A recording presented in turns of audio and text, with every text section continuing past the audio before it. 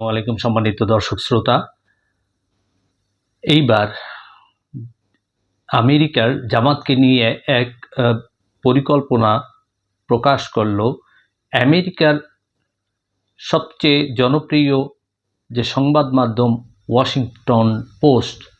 Washington post এই জামাতকে নিয়ে আমেরিকার যে পরিকল্পনা সেটি প্রকাশ করল। সেটি হচ্ছে বাংলাদেশের জন্য এক ভয়াবহ সংবাদ। কারণ এই ধরনের সংবাদ কেন হয়? আমরা জানি যে মধ্যপ্রাচ্যে আইএস তৈরি হয়েছিল এবং সেই আইএস দমনের জন্য আবার আমেরিকা সেখানে যায়। এখন প্রায় মধ্যপ্রাচ্যে 40টা বিদেশি ঘাঁটি আছে। এখন বাংলাদেশে বা তার আশেপাশে এই ধরনের কোনো ঘাঁটি নেই, কোনো বিদেশিদের ঘাঁটি নেই। তাই বিভিন্ন সময় বিভিন্ন দেশ বিভিন্ন ধরনের পরিকল্পনা করে থাকে, এগুলো সবাই জানে। তো সেই বিষয়ে এবার পরিষ্কার করলেন দ্য ওয়াশিংটন পোস্ট, আমেরিকারই একটি জনপ্রিয় পত্রিকা। কি বলেছে আমরা একটু শুনি, আমরা দেখি। খুবই দুশ্চিন্তার এই রিপোর্টটি বাংলাদেশিদের জন্য, বাংলাদেশের জন্য, বাংলাদেশের স্বাধীনতা সার্বভৌমত্বের জন্য।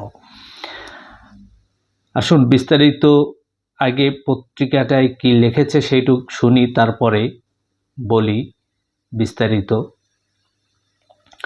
বাংলাদেশের নির্বাচন নিয়ে দ্য ওয়াশিংটন পোস্টের একটি রিপোর্ট বেশ চাঞ্চল্য তৈরি করেছে। দ্য ওয়াশিংটন পোস্ট তো ইংরেজিতে সংবাদটা প্রচার করছে, সেটাকেই বাংলায় করেছে বাংলাদেশি বিভিন্ন পত্রিকা। সেখান থেকে আমি একটা পত্রিকা অর্থাৎ মানব জনমিন থেকে এই সংবাদটা নিলাম। বৃহস্পতিবার US seeks to be friend with Bangladesh once banned Islamic party শিরোনামে এক দীর্ঘ প্রতিবেদন প্রকাশ করে যুক্তরাষ্ট্রের প্রভাবশালী এই গণমাধ্যম। এতে বলা হয়েছে, বাংলাদেশের আসন্ন নির্বাচনে নিজেদের ইতিহাসের সেরা ফলাফল অর্জনের পথে রয়েছে দেশের বৃহত্তম ইসলামপন্থী দল।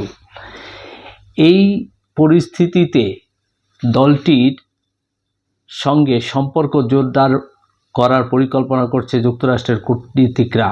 এই সম্পর্কে একটি অডিও রেকর্ড হাতে পেয়েছে ওয়াশিংটন পোস্ট। অর্থাৎ জামাত ইসলামের সাথে যে আমেরিকার কূটনীতিকদের সাথে যে ফোনালাপ হয়েছে, মিটিং হয়েছে, তার একটি অডিও রয়েছে এই পত্রিকার হাতে। সেখানে কি কি কথা বলা হয়েছে এবং কিভাবে কি করবে সেই সব বিষয়ে বলা হয়েছে। আমি তার আগে একটু বলি, আমার এর আগের ভিডিওতে আমি বলেছিলাম যে ডক্টর মোহাম্মদ ইউনূস একটি ঐতিহাসিক নির্বাচন করতে চায়। ঐতিহাসিক নির্বাচন কোনটা? যদি গতানুগতিকভাবে নিরপেক্ষভাবে একটা নির্বাচন হয় এবং যেটা জনপ্রিয় দল তারা যদি ক্ষমতায় আসে, তাহলে সেটা ঐতিহাসিক নির্বাচন নয়। ঐতিহাসিক নির্বাচন হয় সেইটা যেটা মানুষের প্রত্যাশার বাহিরে আসে এবং মানুষ চায় না সেই ধরনের কোনো দল যদি ক্ষমতায় আসে, সেখানে একটা ইতিহাস তৈরি হয়। এবং ডক্টর মোহাম্মদ ইউনূস সেইটাই চাচ্ছে, আমেরিকাও সেইটা চাচ্ছে। সেই ধরনেরই আভাস পাওয়া গেল আজকে এই পত্রিকায়। তা আসুন আমরা বিস্তারিত পড়ে দেখি আর কি কি আছে প্রতিবেদনে।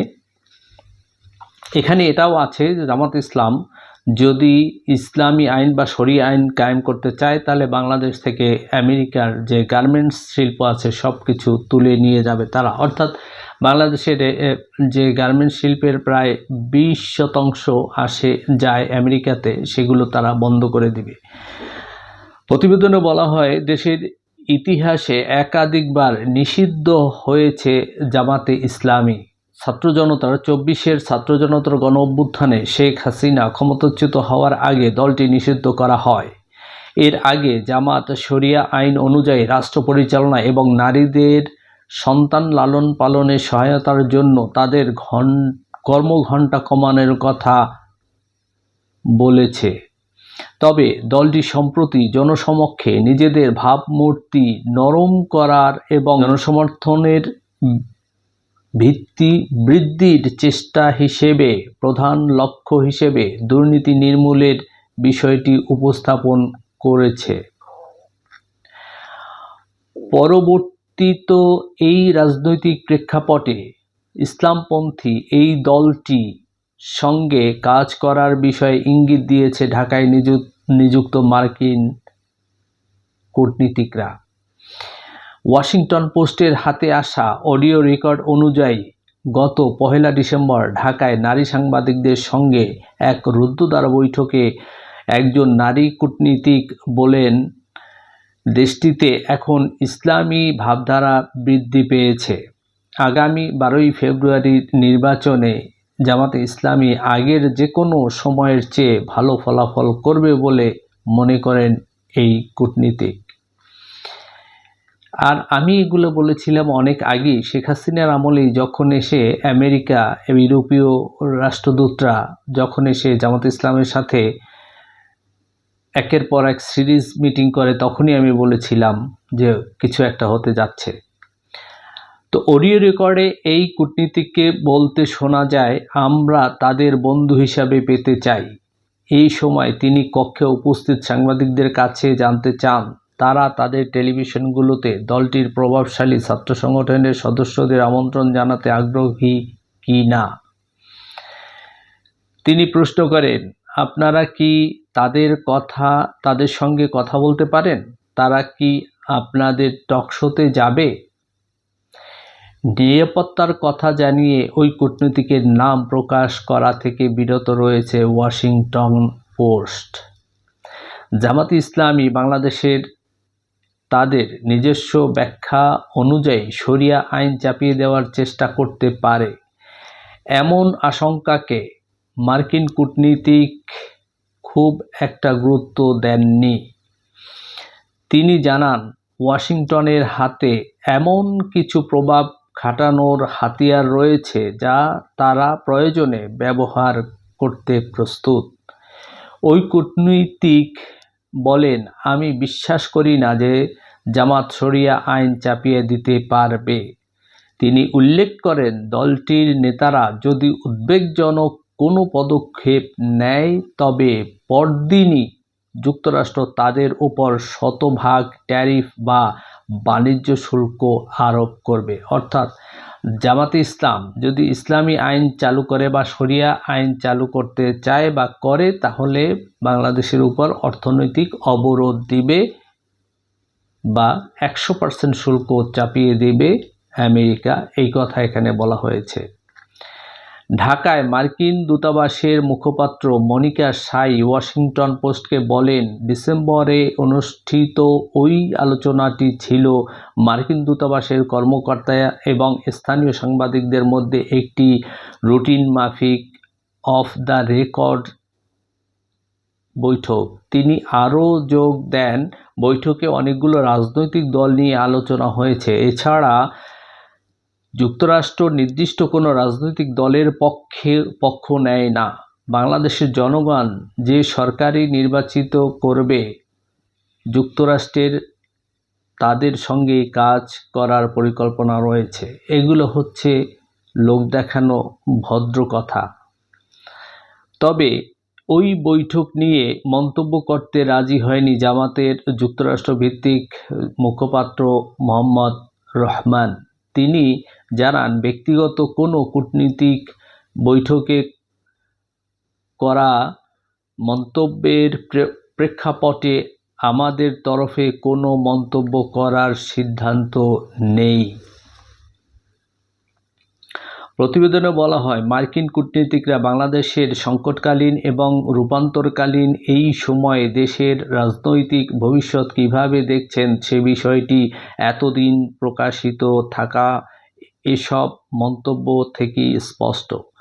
শেখ হাসিনার পতনের পর দেশের অন্তর্বর্তী সরকারের নেতৃত্বে এসেছে শান্তিতে নোবেল বিজয়ী ডক্টর ইউনূস। এছাড়া অভ্যুত্থানের পর দেশে যে নির্বাচন অনুষ্ঠিত হতে যাচ্ছে তা কয়েক দশকের অস্থিরতার পর বাংলাদেশের জন্য একটি চূড়ান্ত গণতান্ত্রিক পরিবর্তনের মাইলফলক হিসাবে বিবেচিত।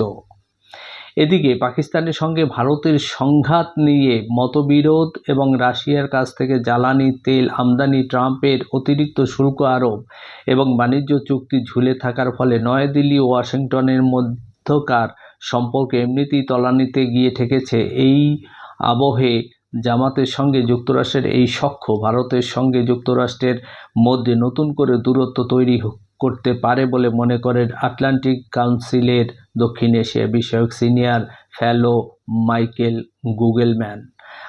গুগলম্যানের উপরে অনেক ভিডিও আমি করেছি, আমার চ্যানেল আছে। এর আগে শেখ হাসিনার আমলে মাইকেল গুগলম্যানের যথেষ্ট ভূমিকা ছিল, তার উপর আমি অনেক ভিডিও করেছি, আছে আমার চ্যানেলে।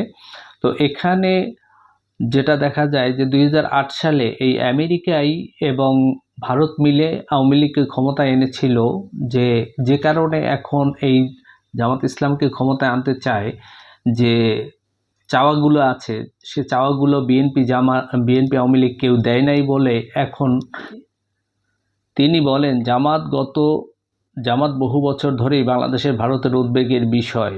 দলটিকে দিল্লি পাকিস্তানের মিত্র হিসাবে বিবেচনা করে। এছাড়া ভারতের আঞ্চলিক নিরাপত্তা উদ্বেগও রয়েছে। যদিও মনিকা সাই জানিয়েছেন বাংলাদেশের নির্বাচন ভারত যুক্তরাষ্ট্রের সম্পর্কে কোনো প্রভাব ফেলবে না। এটা কূটনীতিকর, তারা বলবেই। যাই হোক, এখন যেটা সংবাদের বিষয়, যে আপনারা জানেন যে ইস্ট ইন্ডিয়া কোম্পানিতে আসছিল ব্রিটিশরা, এসে তারা কি করেছে আপনারা জানেন। 200 বছরের জন্য পরাধীন ছিল। আপনারা জানেন যে আইএস তৈরি হয়েছিল মিডল ইস্টে।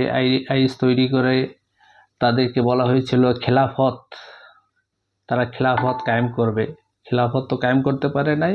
মাঝখানে যেটা হয়েছে, সারা পৃথিবীতে যত সাহসী, মেধাবী, বিচক্ষণ মুসলমান যুবক যুবতীরা ছিল সবকে মেরে ফেলা হয়েছে, ধ্বংস করা হয়েছে। এবং মিডল ইস্টে যে স্বাধীন সার্বভৌমত্ব যে মুসলমান দেশগুলো ছিল